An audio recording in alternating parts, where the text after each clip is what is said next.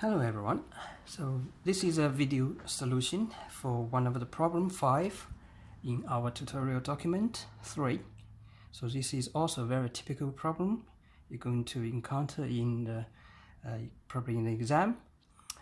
So this is a trust system analysis, and from this system you can see there are 1, 2, 3, 4, 5, 6, 7, 8, 9. So 9 members. So you're going to determine the forces developed in this trust system for each member, but don't be scared. So if we follow a schedule, follow a plan, you're going to solve that. Not that difficult, just by using the FBD methodology and repeatedly. So first of all, let's have a look at the force. So we have two external forces, P1, 9 kilonewton. So I'm just write 9 on here, kilonewton, and the P2 is 15 kilonewton. So as I introduced in the lecture and the tutorial session, for this kind of typical issues, we're going to first of all going to use entire trust system analysis. So basically we're going to consider the whole structure, whole system as entirety. So for you to better understand, I can draw a dashed line to include all the system as a closed box.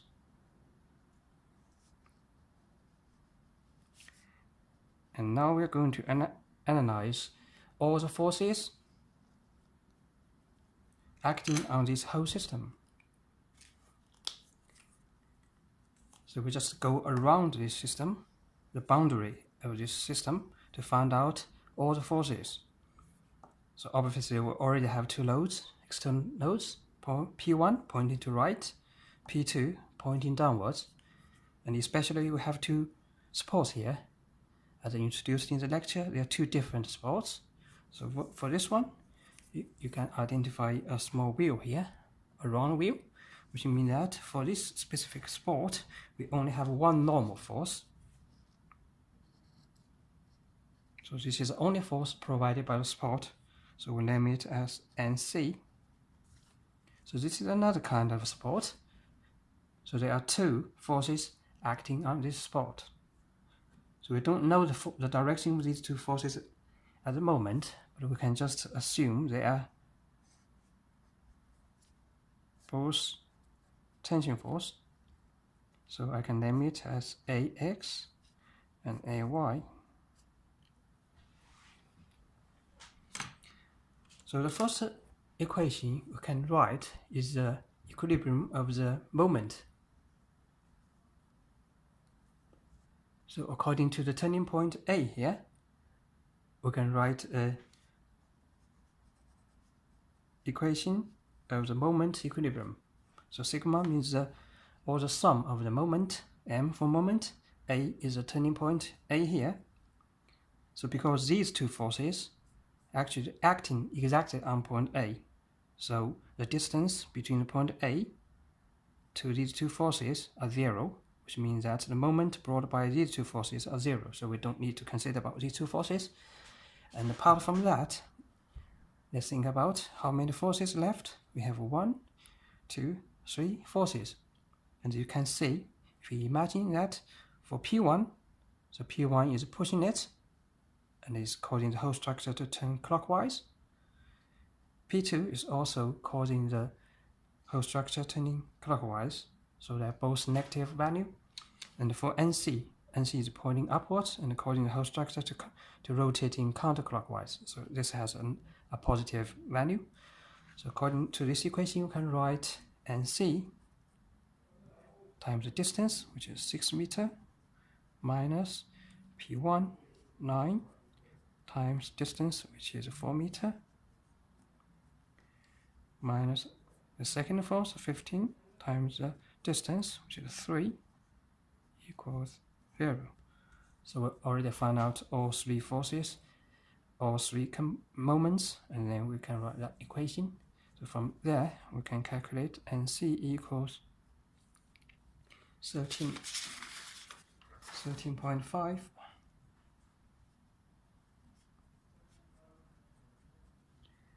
kilonewton. And also for this whole system, we can also write the force, the equation of equilibrium for forces. So sigma Fx and the sigma Fy.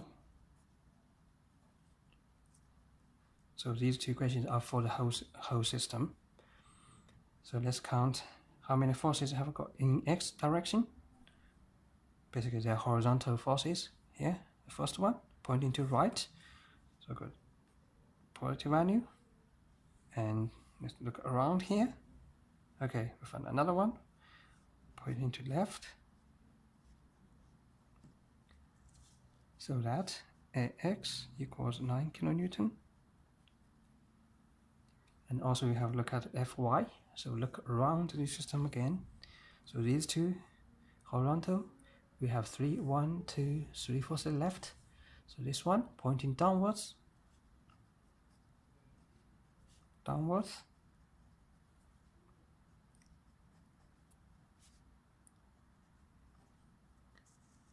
Okay, so we can write that equation, and from there we can calculate Ay equals minus 1.5.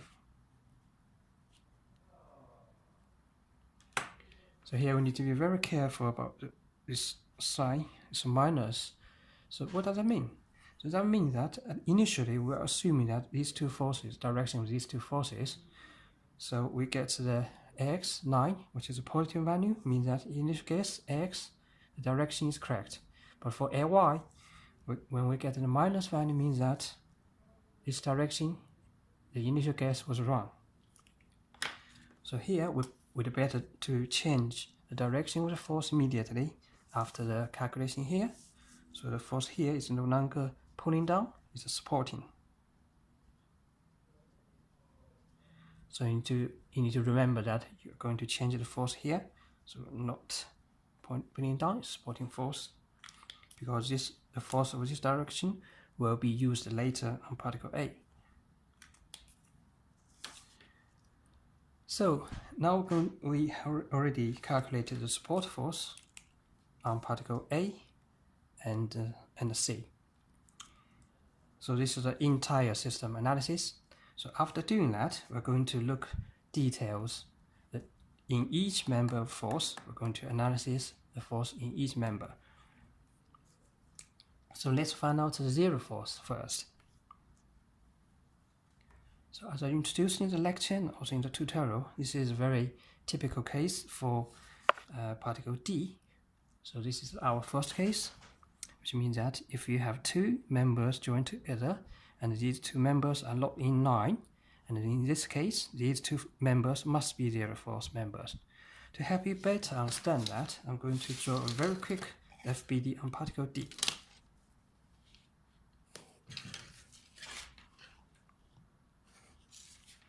So I have X, Y, and the particle D here. So on D, we have two forces in these two frames. So the first force, FDE, so we can assume that this is a tension force. And also we have another force, FDC here. We can also assume this is a tension force. Obviously, if you want to write E over E for particle D, then on X direction, let's find out there's only one force on X direction, because this is normal, FDC is normal to X, so it's only one force, FDE, so it has to be 0. And similarly, Y direction, FDC must be 0. So these two members are 0 force. Let's have a look at particle F. So again, we can draw a very simple FBD for particle F. Just X, Y, and for F. So in this case, we have external node, which is P1, pointing to F here. and we will have two forces on x and y and x direction.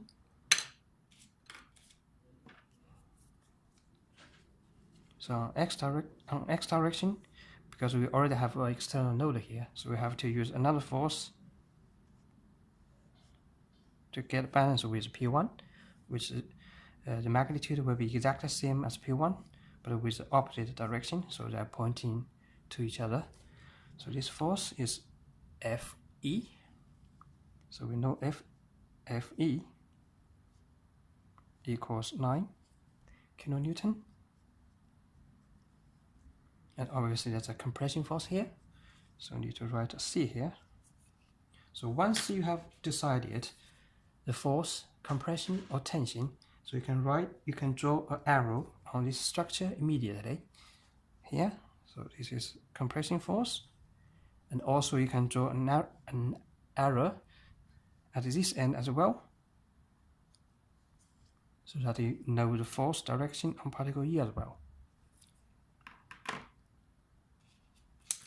So again, for particles F here, if we assume that we have another force in Fa, again, because we only have one component of y component from Fa, we don't have any other forces here, which means that this force has to be 0 again. So Fa actually is another zero force member. So if we have external forces on one of the joints, for example, let's get back to D again. So in case that we have an external force, for example, we have a pulling force here, pulling force, external, P3 for example.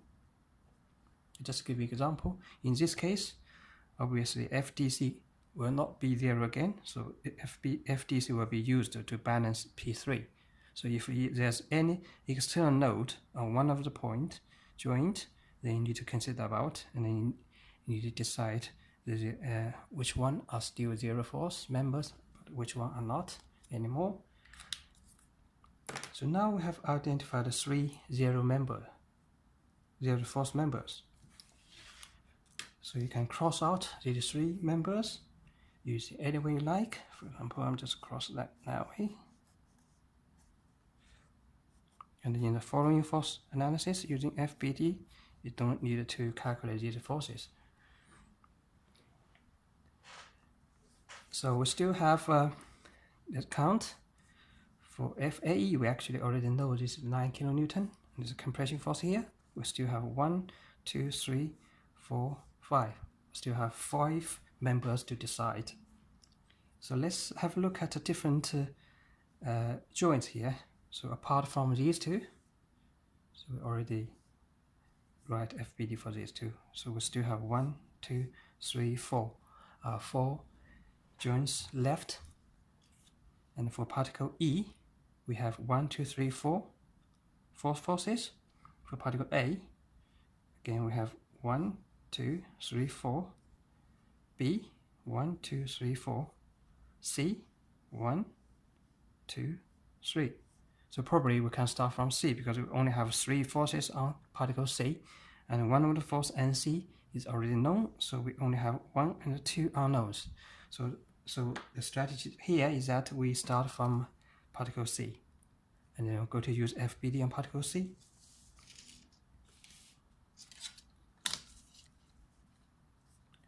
So now I'm going to draw the FBD on particle C now.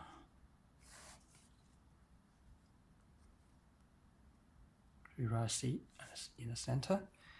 So we have one force and C, 13.5. So here this force has already been decided here. And now we also have 2 forces in that and also in that member, but we don't know the direction of the force, but we can draw the force here first. So the force will always inside if you draw the force always inside the frame, member. So like that. So I'm going to draw the using another pen.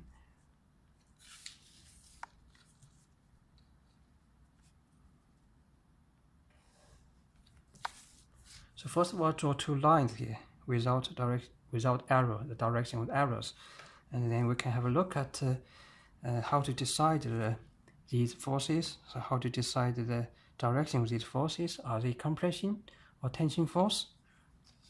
So this is a not very complicated case. That's because this force, so which is FBC, that one is FEC. So FBC is on X component, which means that it doesn't have any Y component. So let's have a look. For Y component, we have one positive Y component, and then we need a negative Y component. And this negative component, negative Y component can only be brought by FEC, because as I said, this is normal to Y, and then the force of that FEC have to be pointing downwards. Okay, so that this force, if we resolve to X and Y component, you have a negative Y component, which will be used to balance that positive Y component. So that's why this force has to be compression force. So once we already know that, we can put a C here. So let's have a look at FBC then. So this FEC, we already decided that's a compression force. So again, if we resolve that force, FEC,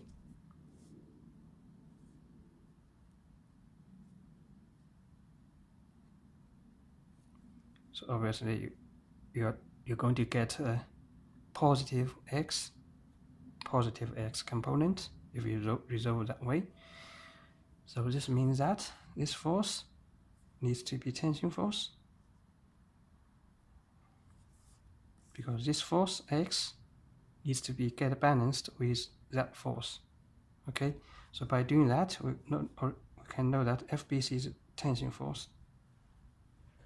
So once we have decided these two forces are tension or compression, so we can get back to this figure, and then we can write a direction of these forces immediately on that. So FEC is compression force here at the same time.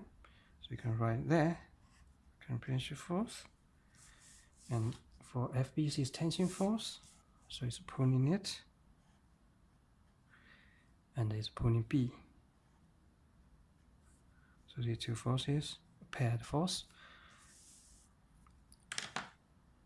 So once we have already get these forces, so I'm going to draw a small triangle to show direction of that force. So this is determined by the dimension of this triangle. So 3 meters, 4 meters. So the ratio is 3, 4. Yeah, 3, 4. So that must be 5. So now we're going to write the equation for that. So F on X direction. So we have a positive X component brought by that force. So that's FEC. X component is the small side parallel to X, 3, minus FBC. Y direction, so this is a positive one, FEC, 4 divided by 5.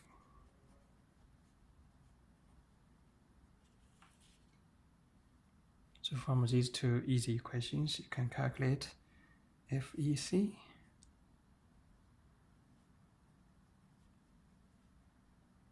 So FEC from here, you can get FBC 60.9 kilonewton. As I said, you always need to put a direction, C or T, to describe its tension force or compression force. And another BC, FBC 10.1 kilonewton, and it is a tension force. So from FBD on particle C, here, particle C, we already calculated that and that. So let's find another easy case, which I believe that's particle B, because all these forces are normal to each other, so they can fit to x or y coordinate quite well. So we're going to draw a FBD on particle B then. So from particle B here, ten is a P2 on here, and the force here. So you need to be sure that this force is a tension force.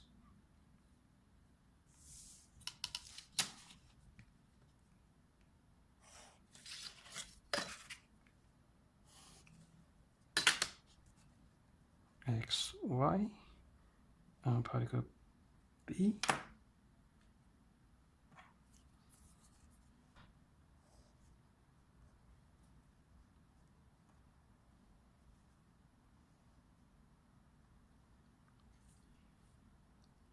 So this is FBC.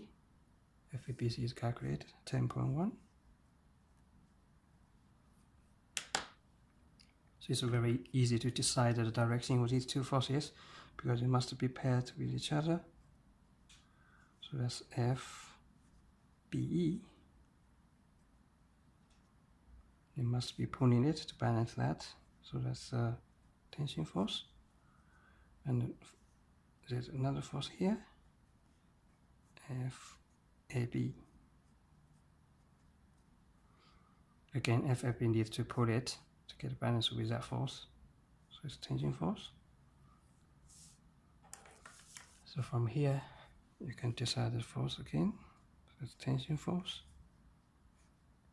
Tension force. So if this is tension force, that's tension force. And if this is tension force, that's tension force as well. So that's very easy here to decide that FBE equals to 15 kilonewton tension, FAB 10.1 kilonewton tension. So here we already calculated BE and AB. So that's AB and BE. So that's been done. So we actually only have one left, which is AE. So you can solve this force in AE by either using particle A or using particle E or particle A. So you can use either of them because there's only one unknown left here, one unknown left here. So let's do particle A then. Let's draw the final FBD on particle A.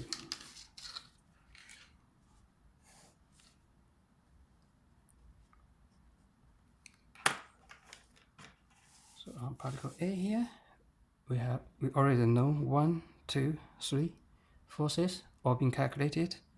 So beware that this force will have changed the direction of that force pointing upwards. So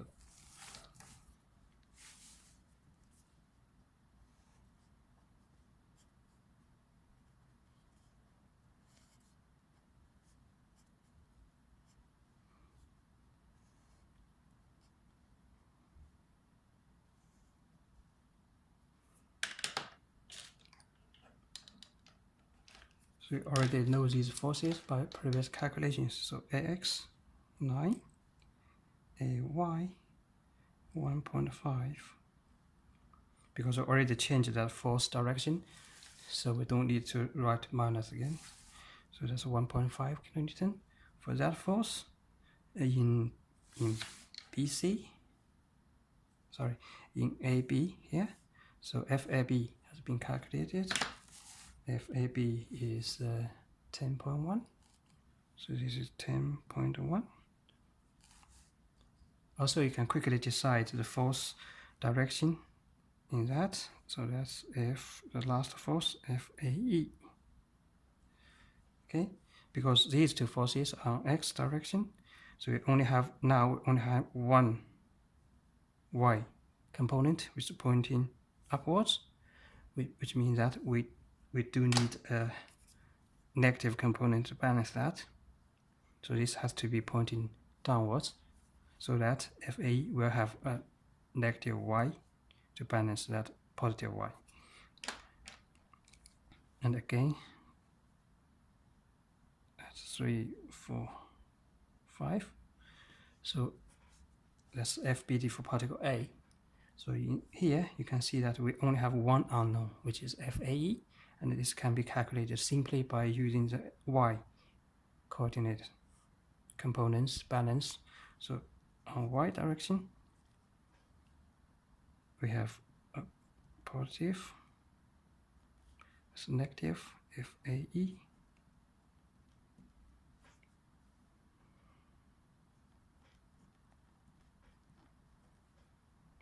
so now you'll be able to cut FAE immediately.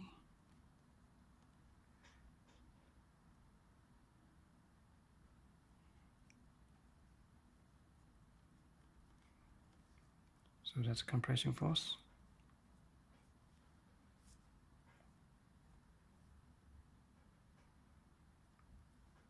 Okay, so by now we already calculated all the forces. So that's the last FAE.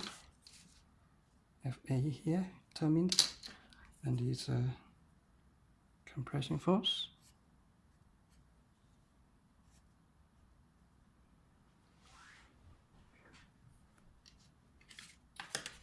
Okay, by now we already solved all these forces in each member, and that's the end of this tutorial, and I hope you find this is useful. Thank you, bye bye.